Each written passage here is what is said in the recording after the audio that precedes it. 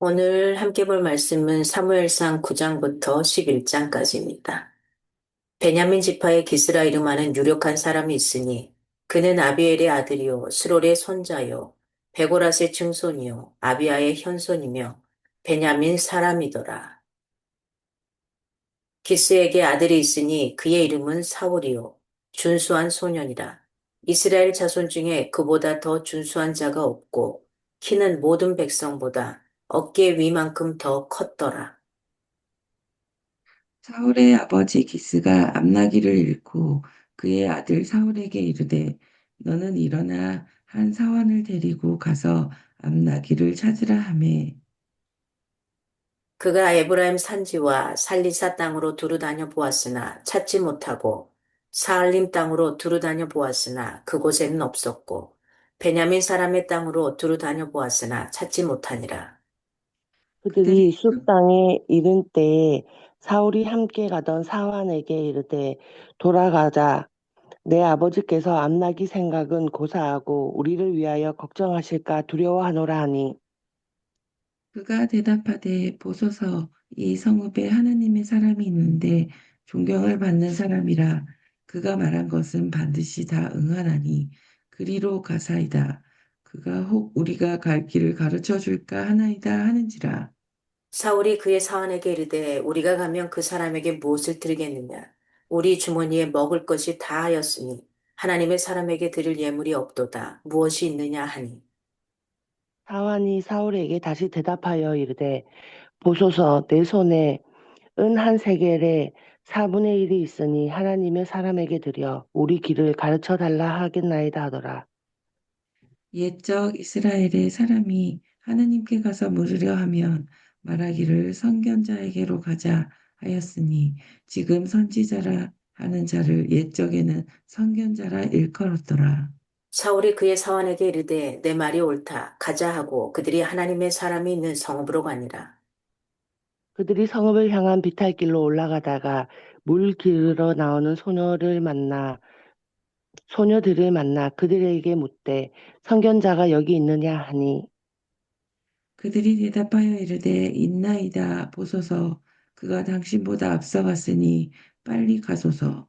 백성이 오늘 신당에서 제사를 드리므로 그가 오늘 성읍에 들어오셨나이다. 당신들이 성읍으로 들어가면 그가 먹으러 산당에 올라가기 전에 곧 만날이이다. 그가 오기 전에는 백성이 먹지 아니하나니 이는 그가 재물을 축사한 후에야 청함을 받은 자가 먹음이니이다.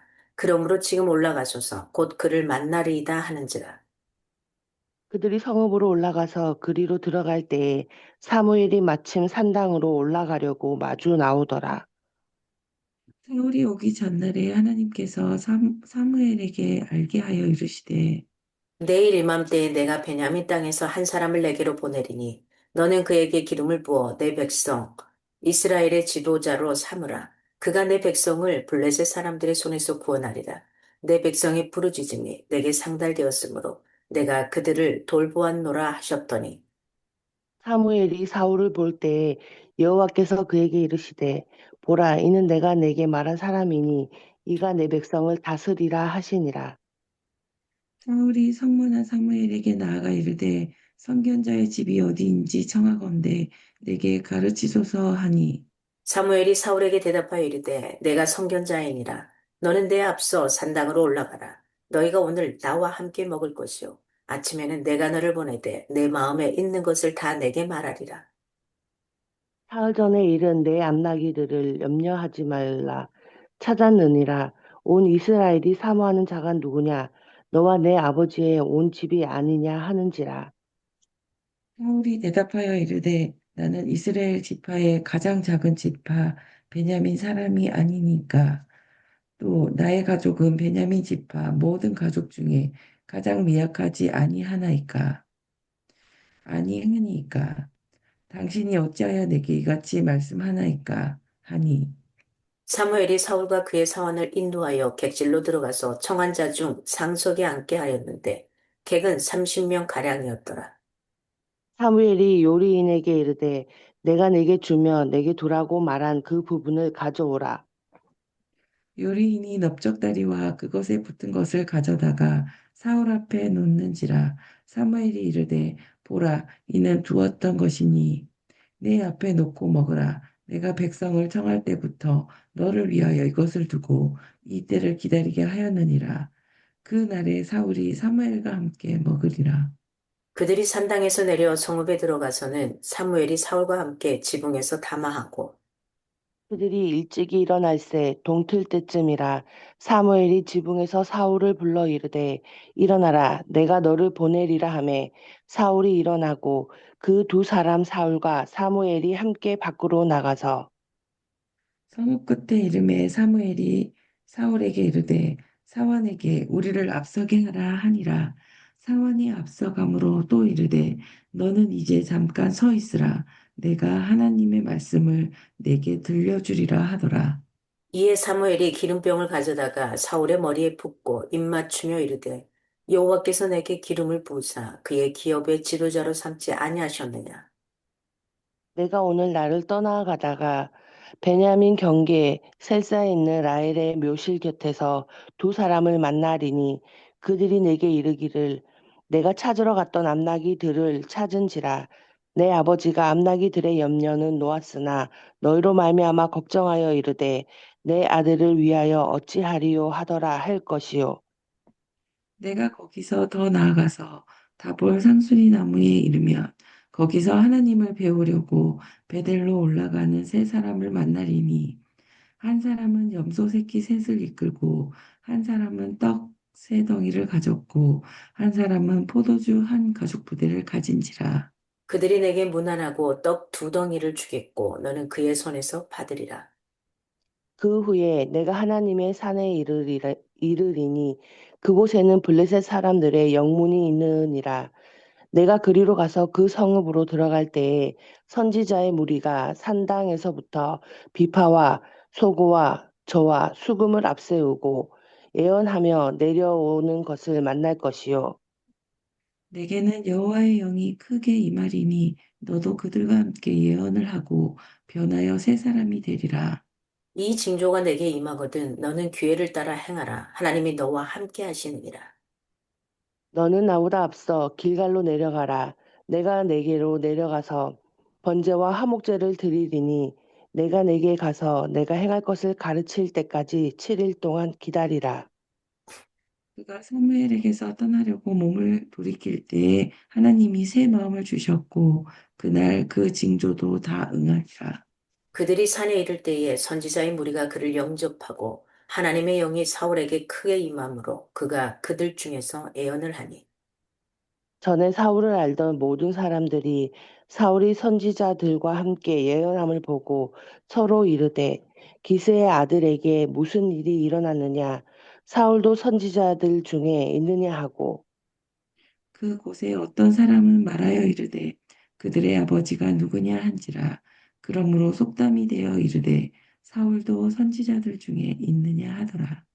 사울이 예언하기를 마치고 산당으로 가니라. 사울의 숙부가 사울과 그의 사환에게 이르되 너희가 어디로 갔더냐 사울이 이르되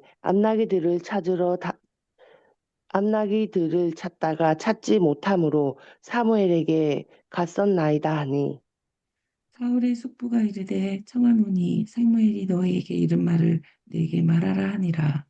사울이 그의 숙부에게 말하되 그가 암나기들을 찾았다고 우리에게 분명히 말하더이다 하고 사무엘이 말하던 나라의 일은 말하지 아니하니라. 사무엘이 백성을 미스바로 불러 여호와 앞에 모으고 이스라엘 자손에게 이르되 이스라엘 하나님 여호와께서 이같이 말씀하시기를 내가 이스라엘의 애굽에서 인도하여 내고 너희를 애굽인의 손과 너희를 압제하는 모든 나라의 손에서 건져내었느니라 하셨거늘 너희는 너희를 모든 재난과 고통 중에서 친히 구원하여 내신 너희의 하나님을 오늘 버리고 이르기를 우리 위에 왕을 세우라 하는도다. 그런즉 이제 너희의 지파대로 1,000명씩 여호와 앞에 나아오라 하고 사무엘이 이에 이스라엘 모든 지파를 가까이 오게 하였더니 베냐민 지파가 뽑혔고 베냐민 지파를 그들의 가족별로 가까이 오게 하였더니 마드리의 가족이 뽑혔고 그 중에서 기스의 아들 사울이 뽑혔으나 그를 찾아도 찾지 못한지라. 그러므로 그들이 또 여호와께 묻되 그 사람이 여기 왔나이까? 여호와께서 대답하시되 그가 진보다리들 사이에 숨었느니라 하셨더라. 그들이 달려가서 거기서 그를 데려오매 그가 백성 중에 서니 다른 사람보다 어깨 위만큼 컸더라. 사무엘이 모든 백성에게 이르되 너희는 여호와께서 택하신 자를 보느냐? 모든 백성 중에 짝할 이가 없느니라 하니 모든 백성이 왕의 만세를 외쳐 부르니라. 사무엘이 나라의 제도를 백성에게 말하고 책에 기록하여 여호와 앞에 두고 모든 백성을 각기 집으로 보내매 사울도 기브와 자기 집으로 갈 때에 마음이 하나님께 감동된 유력한 자들과 함께 갔느니라. 어떤 불량배는 이르되 이 사람이 어떻게 우리를 구원하겠느냐 하고 멸시하며 예물을 바치지 아니하였으나 그는 잠잠하였더라. 암몬 사람 나하스가 올라와 길르한 야베스에 맞서 진침해 야베스 모든 사람들이 나하스에게 이르되 우리와 언약하자 그리하면 우리가 너를 섬기리라 하니 암몬 사람 나하스가 그들에게 이르되 내가 너희 오른 눈을 다 빼야 너희와 언약하리라. 내가 온 이스라엘을 이같이 모욕하리라. 야베스 장로들이 그에게 이르되 우리에게 이래 동안 말미를 주어 우리가 이스라엘 온 지역에 전령들을 보내게 하라. 만일 우리를 구원할 자가 없으면 내게 나아가리라 하니라. 이에 전령들이 사울이 사는 기브아에 이르러 이 말을 백성에게 전하매 모든 백성이 소리를 높여 울더니 마침 사울이 밭에서 소를 물고 오다가 이르되 백성이 무슨 일로 우느냐 하니 그들이 야베스 사람의 말을 전하니라. 사울이 이 말을 들을 때 하나님의 영에게 크게 감동되매 그가 그의 노가 크게 일어나 한 겨리의 소를 잡아 각을 뜨고 전령들의 손으로 그것을 이스라엘 모든 지역에 두루 보내어 이르되 누구든지 나와서 사울과 사무엘을 따르지 아니하면 그의 소들도 이와 같이 하리라 하였더니 여호와의 두려움이 백성에게 임하매 그들이 한 사람 같이 나온지라. 사울이 베색에서 그들의 수를 세어보니 이스라엘 자손이 30만 명이요 유다 사람이 3만 명이더라. 우리가 와 전령들에게 이르되 너희는 길르앗 야베스 사람에게 이같이 이르기를 내일 해가 더울 때에 너희가 구원을 받으리라 하라. 전령들이 돌아가서 야베스 사람들에게 전하매 그들이 기뻐하니라. 야베스 사람들이 이에 이르되 우리가 내일 너희에게 나아가리니 너희 생각에 좋을 대로 우리에게 다 행하라 하니라. 이튿날 사울이 백성을 3대로 나누고 새벽에 적진 한가운데로 들어가서 날이 더울 때까지 암몬 사람들을 치매 남은 자가 다 흩어져서 둘도 함께 한 자가 없었더라. 백성이 사무엘에게 이르되 사울이 어찌 우리를 다스리겠느냐 한 자가 누구니까 그들을 끌어내소서 우리가 죽이겠나이다. 사울이 이르되 이 날에는 사람을 죽이지 못하리니 여호와께서 오늘 이스라엘 중에 구원을 베푸셨음이니라. 사무엘이 백성에게 이르되 오라 우리가 길갈로 가서 나라를 새롭게 하자. 모든 백성이 길갈로 가서 거기서 여호와 앞에서 사울을 왕으로 삼고 길갈에서 여호와 앞에 화목제를 드리고 사울과 이스라엘 모든 사람이 거기서 크게 기뻐하니라. 아멘. 오늘은 9장부터 아멘. 10장까지 사울에 관한 이야기입니다. 사무엘의 세 번째 장면은 사울이 기름 부음을 받고 이스라엘 왕정이 시작되는 것을 보여주고 있는 장면입니다. 이 전까지는 사사들이 나라를 끌었잖아요. 이제 왕. 사람들이 계속해서 우리에게 왕이 없습니다. 왕이 없습니다. 왕을 주십시오. 이렇게 해서 드디어 이제 왕을 이제 왕을 세우게 되는 상황들이죠. 그런데 사울은 초기에는 굉장히 겸손한 왕이었습니다. 이게 점차 하나님을 거역하고 불순종하게 되고요. 사무엘의 계속된 경고와 질책에도 불구하고 사울은 자신의 욕심이나 체면에 급급하게 됩니다. 그래서 인간적인 방법을 동원하다가 결국은 하나님에게 버림을 받게 되는 이런 상황들이 주어집니다. 그래서 오늘 9장부터 11장까지 본 것은 이제부터 사울이 왕이 된 사울에 대해서 이야기를 합니다. 그래서 9장에 사울이 등장을 하게 되죠. 하나님은 전날에 이미 누구한테 사무엘에게 사울을 이스라엘의 지도자로 택하셨고 또 그를 통해서 그 나라를 블레셋 손에서 그 강대국인 블레셋 손에서 건져내실 거라는 걸 미리 말씀하셨어요, 선견자에게. 사울은 백성 앞에서 왕으로 높임을 받게 될 것이다. 그러나 사울은 절대 권력을 행사하는 왕이 아니라 어떤 왕이냐? 선지자 사무엘에게 하나님이 하나님의 지시를 전달할 때 그대로 순종하면 되는 그런 왕입니다. 그러니까 적어도 이때의 사울은 사실은 충실하게 사무엘을 통해서 그 선지자를 통해서 주신 그 말씀을 잘 따르고 있었습니다. 초반에는. 그래서 하나님에 대한 거부가 하나님의 섭리를 마비시키는 이제는 못합니다. 근데 사람의 우매함이 하나님의 어떤 자비하심을 시들게 하지도 못한다는 겁니다.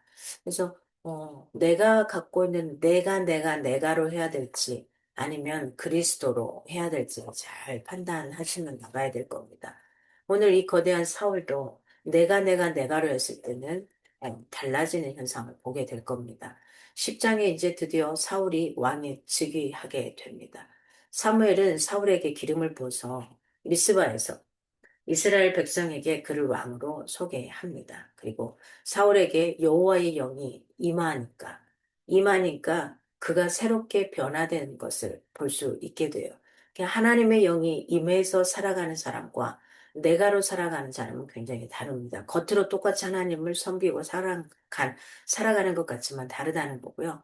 사울은 여호와의 영이 임해서 그분의 뜻과 능력으로 사역하는 대리자가 됩니다. 그래서 사울은 다른 사람보다 어깨 이만큼 큰 사람이었기 때문에 굉장히 기고리장대한 이런 사람이었던 것 같아요. 그래서 영웅으로 칭하기 괜찮지 않았겠어요, 사람들 앞에.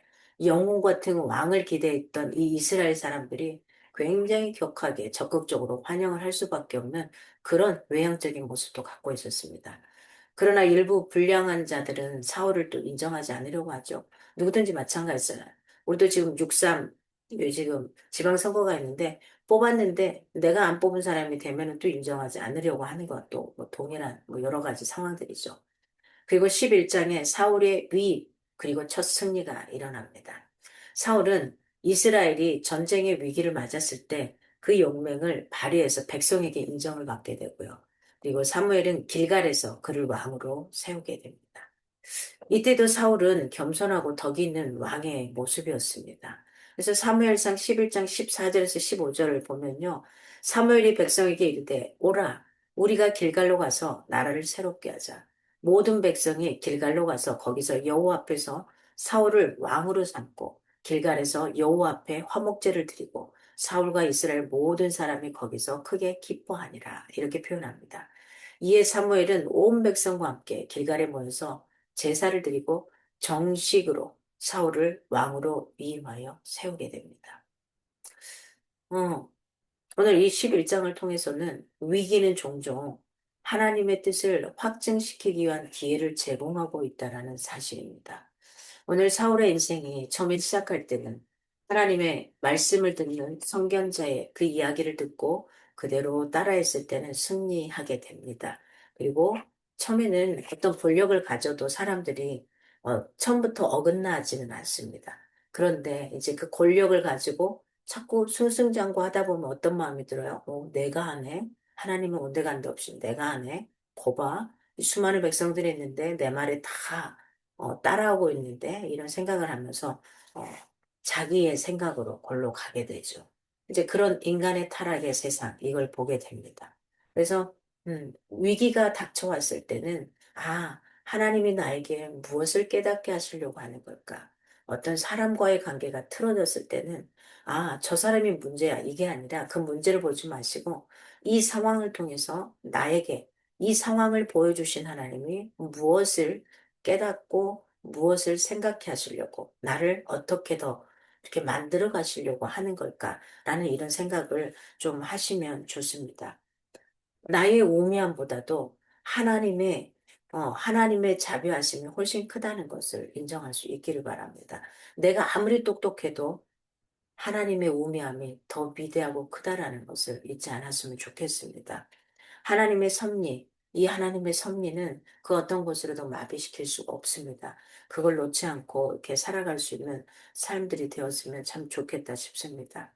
그래서 우리가 오늘 사울이 드디어 호기롭게 첫 번째 왕으로 올라가게 되는 이 사울을 통해서 그 다음에 인생이 갈수록 어떻게 되어가는지, 하나님이 없이 내 힘으로만 살아갈 때 어떻게 되어가는지, 이것을 계속해서 다음 시간부터 보게 될 것 같습니다.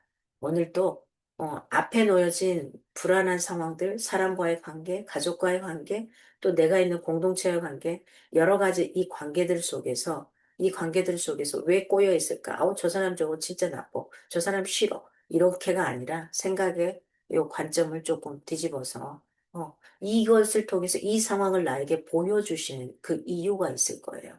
만들어주신 이유가 있어요. 그건 상대방하고는 상관이 없어요. 나. 그래서 내가 어떻게 살아가기를 바라시는지, 아니면 내가 옳다고 생각했는데 그게 아니었네, 이런 깨달음도 있을 겁니다. 그래서 그런 상황들에 꼬여짐이 있을 때 그걸 좀 볼 수 있는 새로운 눈들, 관점을 좀 다르게 볼 수 있는 이런 눈들을 갖고 이번 주말도 이렇게 잘 보내시기를 바랍니다.